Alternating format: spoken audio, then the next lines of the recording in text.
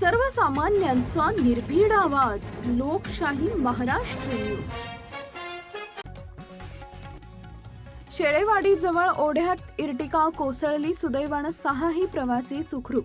मुंबईहून गारगोटीकडे येत असलेली इर्टिका कार क्रमांक MH47BZ4296 दिनांक 11 रोजी पहाटे सुमारे 4 वाजेच्या सुमारास शेळेवाडीजवळ चालकाचा ताबा सुटल्यानं रस्त्यालगतच्या ओढ्यात कोसळली.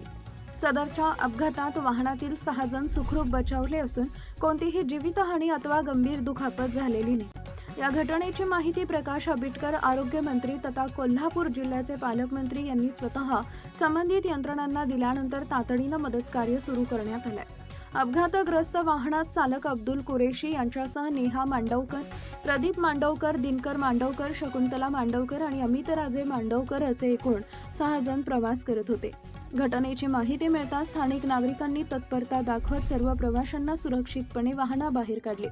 त्यानंतर जिल्हा आपत्ती व्यवस्थापन पथक, पोलीस प्रशासन आणि सार्वजनिक बांधकाम विभाग यांच्या संयुक्त प्रयत्नातून क्रेनच्या सहाय्याने अपघातग्रस्त वाहन ओढ्यातून बाहेर काढण्यात आले.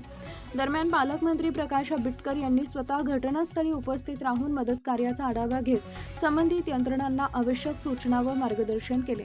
स्थानिक नागरिक आणि प्रशासनाच्या वेळेवर झालेल्या मदतीमुळे मोठी दुर्घटना टळल्याची भावना व्यक्त होतीये.